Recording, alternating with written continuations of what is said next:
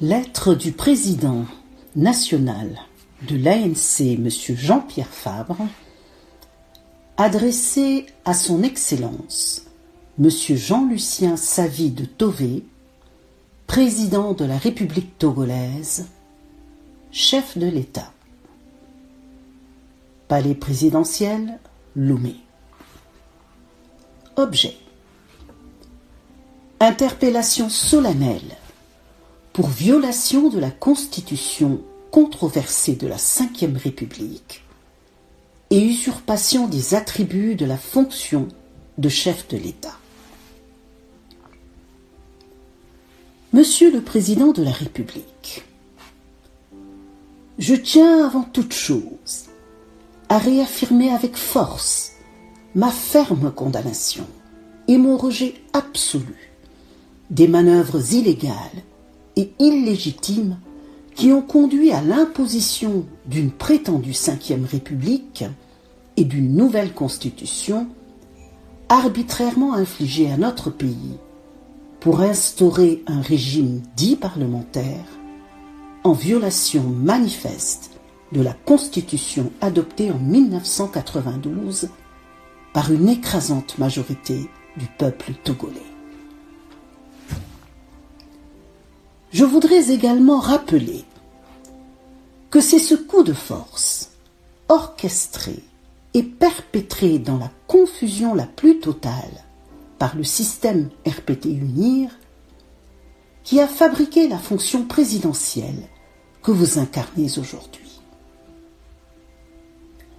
Nul n'ignore que l'objectif véritable de ce parlementarisme de façade est de perpétuer indéfiniment le pouvoir en place, en contournant à la fois la limitation des mandats et le suffrage universel direct pour l'élection présidentielle, tout en donnant l'illusion d'une réforme démocratique et d'un partage du pouvoir. Je me permets, par la présente, d'attirer avec gravité votre haute attention sur la situation en cours qui procède du non-respect de la loi et du mépris de la symbolique de l'autorité de l'État. Une situation qui renforce la conviction des Togolaises et des Togolais que le système RPT-UNIR, irrémédiablement incapable de gouvernance démocratique, s'entête à faire croire au peuple le contraire du vrai, comme l'exprime avec justesse la Conférence des évêques du Togo, CET, dans son message du 26 mai 2025. Une situation qui confirme, si besoin en est encore, que le régime RPT-UNIR est une dictature abjecte, qui viole systématiquement ses propres lois et engagements en faisant usage de l'arbitraire et de la violence. En effet, la Constitution de la Ve République stipule en son article 40, de manière explicite et sans équivoque, que, je cite, « le président de la République est le chef de l'État. Il symbolise l'unité nationale. » Fin de citation.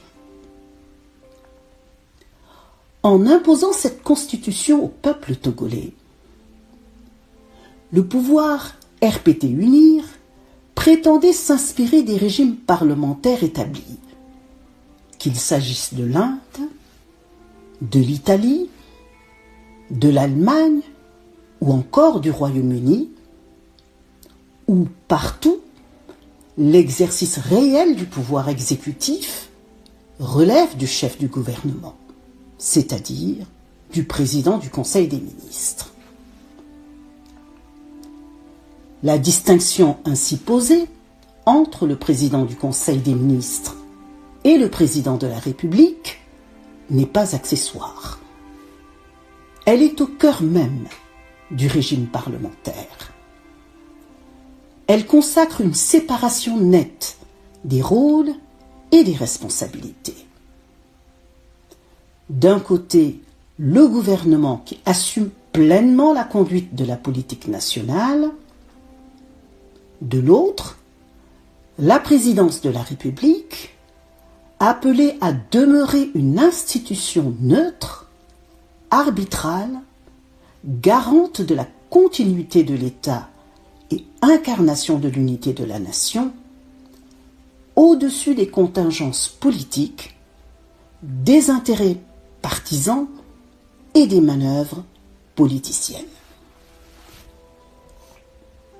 Or, l'on constate, dans les bâtiments et administrations publiques, le remplacement de la photo officielle de M. Faure Gnassingbé, ancien président de la République en vertu de la Constitution de 1992, par un nouveau portrait de M. Faure Gnassingbé, nouveau président du Conseil des ministres, en vertu de la Constitution dite de la Ve République, en lieu et place du portrait du chef de l'État constitutionnel, symbole de l'unité nationale.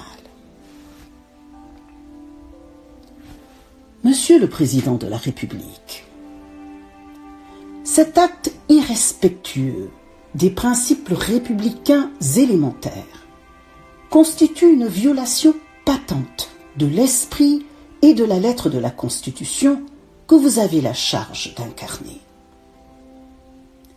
Il confond délibérément deux fonctions que la loi fondamentale qui vous crée a pris soin de distinguer.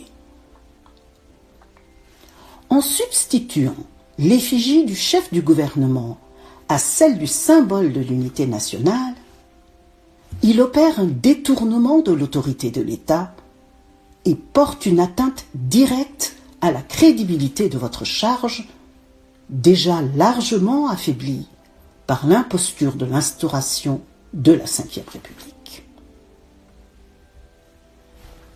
Cette manœuvre de transfert des attributs de la fonction de chef de l'État au président du Conseil signifie tout simplement qu'aux yeux du système RPT-UNIR, le président de la République, dans cette Ve République, est un machin, un objet de décoration.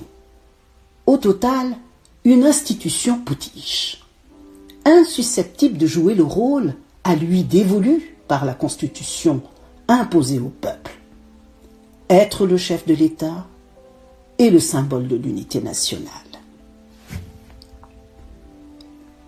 En votre qualité de chef de l'État, de garant de la Constitution et de l'intégrité des institutions, il est de votre devoir le plus strict de faire cesser cette usurpation.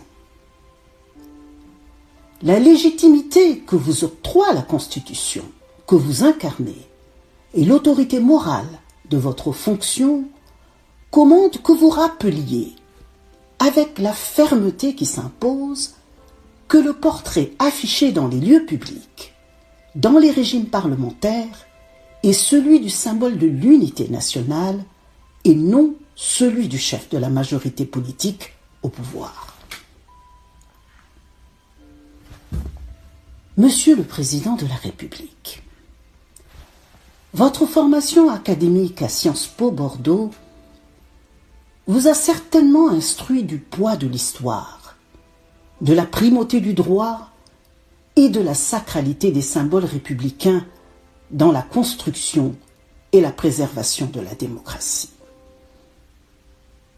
Vous avez également, sans nul doute, eu l'occasion lors de ce cursus d'étudier ou de commenter la célèbre formule de l'homme d'État français Pierre Mendès France, président du Conseil en 1954-1955, je cite, « Pour un homme politique responsable, la fonction crée le devoir. » Fin de citation. En somme, le privilège spécial de connaître les principes éthiques de la démocratie, dont vous pouvez vous prévaloir, vous impose le devoir de prendre une position publique sans ambiguïté pour corriger cette énième dérive du système RPT-UNIR.